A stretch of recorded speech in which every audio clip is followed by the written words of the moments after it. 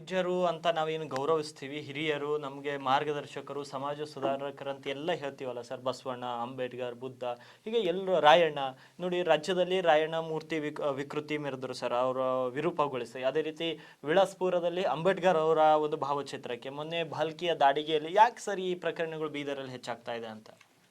ಭಾಳ ಒಳ್ಳೆ ಪ್ರಶ್ನೆ ಕೇಳಿದ್ರಿ. ಮಹಾಪುರುಷರ ಬಗ್ಗೆ ಗೌರವ ಇದ್ದವರು ಈ ನೀಚ ಕೆಲಸ ಮಾಡೋದಿಲ್ಲ. ಎರಡನೇದು, ಈ ಆಡಳಿತಕ್ಕೂ ಮಹಾಪುರುಷರ ಬಗ್ಗೆ ಗೌರವ ಇಲ್ಲ. ಘಟನೆ ಆದಾಗ ಅವ್ರಿಗೆ ತಲೆ ಎತ್ತಾರೆ, ಅಲ್ಲಿ ಹೋಗ್ತಾರೆ. ಆಮೇಲೆ ಮಾಡಲಿಕ್ಕೆ ಆಸ್ಪದ ಕೊಟ್ಟು ಈ ರೀತಿ ಮಾಡ್ತಾರೆ. ಸಂಗೊಳ್ಳಿ ರಾಯಣ್ಣ ಅಂದಾಯ್ತಾಗಲಿ, ಅಂಬೇಡ್ಕರ್ ಆಗಲಿ, ಬಸವಣ್ಣವ್ರಿಗಾಗಲಿ, ಅಥವಾ ಸಾಮಾನ್ಯ ಒಬ್ಬ ಯಾರಾದರೂ ರಾಜಕಾರಣಿಯದಾಗಲಿ, ಯಾರದೇ ಪುತ್ಥಳಿಗೆ ಅವಮಾನವಾಗಬಾರ್ದು. ಆದರೆ ಅಲ್ಲಿ ಆಗುವಂಗೆ ಆಸ್ಪದ ಮಾಡಿಕೊಡ್ತಾರೆ. ಉದಾಹರಣೆಗೆ ಹೇಳಬೇಕಾದ್ರೆ ಗೋರ್ಚಿಂಚೋಳಿಯಲ್ಲಿ ಒಂದು ಸಂಗೊಳ್ಳಿ ರಾಯಣ್ಣಂದು ಇದು ಮಾಡ್ತೀವಿ ಅಂಥೇಳಿ ಒಂದು ಬೇರೆ ಜಾಗದಲ್ಲಿ ಕೂರ್ಸಿನ ಮಾಡಿದ್ರು. ಅದನ್ನು ತೆಗಿಬೇಕು ಅಂಥೇಳಿ ಅಲ್ಲಿ ಮಾಡಿದ್ರು. ಅಲ್ಲಿಯ ಲಿಂಗಾಯತರು ತುಂಬ ಸೌಮ್ಯರು, ಒಳ್ಳೆಯವರು, ಜ್ಞಾನಿಗಳು ಮತ್ತು ಸಹನಶೀಲರು. ಅದಕ್ಕಾಗಿ ಅಲ್ಲಿನ ಜನರ ಯಾರೂ ಏನೂ ಮಾಡಿಲ್ಲ, ಸುಮ್ಮನೆ ಇದ್ದರು. ಆದರೆ ಅವ್ರು ಸುಮ್ಮನೆ ಕೂತಾರೆ ಅಂತ ಕೂತ್ರೆ ಅಲ್ಲಿಂದ ಕಟ್ಟೆ ತೆಗೆದಂಗೆ ಮಾಡಿ ಅದ್ರ ಪಕ್ಕದಲ್ಲೇ ಮತ್ತೊಂದು ಒಳ್ಳೆ ರೀತಿಯಿಂದ ಕಟ್ಟೆ ಕಟ್ಟಿದ್ರು.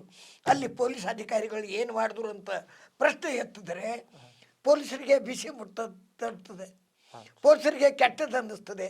ಅಂದೇ ಇದ್ದರೆ ಅಲ್ಲಿಂದ ಅನಾಹುತ ಆಗ್ತದೆ. ಮುಂದೊಂದು ದಿವಸ ಅಲ್ಲಿ ಗದ್ದಲ ಆದಾಗ ಇವರು ವ್ಯಾನ್ ಅಲ್ಲಿ ಹೋಗಿ ಅವ್ರಿಗೆ ಅರೆಸ್ಟ್ ಮಾಡೋದು, ಇವ್ರಿಗೆ ಅರೆಸ್ಟ್ ಮಾಡೋದು ಅಂತಾರೆ. ಕೇಳಲಿಕ್ಕೆ ಹೋದರೆ 28 ಜನರ ಮೇಲೆ ಕೇಸ್ ಮಾಡಿದ್ದೀವಿ ಅಂತಾರೆ. ಯಾವ ಕೋರ್ಟ್ನಲ್ಲಿ ಆ ಕೇಸ್ ನಡೆದಿದೆ, ಆ ಕಟ್ಟೆ ಯಾಕಲ್ಲಿ ಆಯಿತು, ಯಾರೂ ಕೇಳೋದಿಲ್ಲ. ಅದೇ ರೀತಿ ಬಸವಣ್ಣವ್ರದ್ದಾಗಲಿ, ಇಲ್ಲಿ ಮಹಾಪುರುಷರಿಗೆ ವಿಂಗಡಣೆ ಮಾಡೋದು ತುಂಬ ತಪ್ಪು. ಮಹಾಪುರುಷರು ದೇಶದ ಆಸ್ತಿ. ಮಹಾಪುರುಷರ ಬಗ್ಗೆ ಪ್ರತಿಯೊಬ್ಬರಿಗೆ ಇರಬೇಕು. ಅವ್ರ ಜಾತಿ, ಮತ, ಪಂಥದಲ್ಲಿ ಅದು ವಿಭಜನೆ ಆಗಬಾರ್ದು.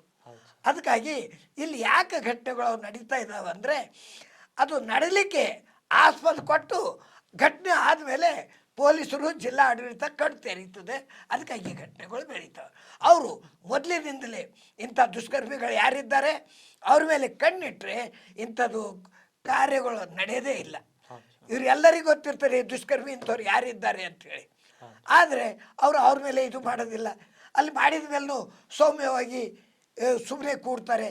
ಅದನ್ನು ಆಗಿದ್ದಾಗೆ ನಷ್ಟ ಮಾಡೋದಿಲ್ಲ. ಈ ರೀತಿಯಿಂದ ಆಗೋದ್ರಿಂದ ಇದು ಯಾಕೆ ಆಗ್ತವೆ? ಜನರಂತೂ ದುಷ್ಕರ್ಮಿಗಳು ಆ ರೀತಿ ಮಾಡಿದ್ದಾರೆ. ಆದರೆ ಜಿಲ್ಲಾ ಆಡಳಿತ ಕಣ್ಣು ಮುಚ್ಚಿ ತನ್ನ ಆಡಳಿತ ನಡೆಸ್ತಾ ಇದ್ದ ಕಾರಣ ಇದು ಹೆಚ್ಚಿಗೆ ಆಗ್ತಾ ಇದೆ.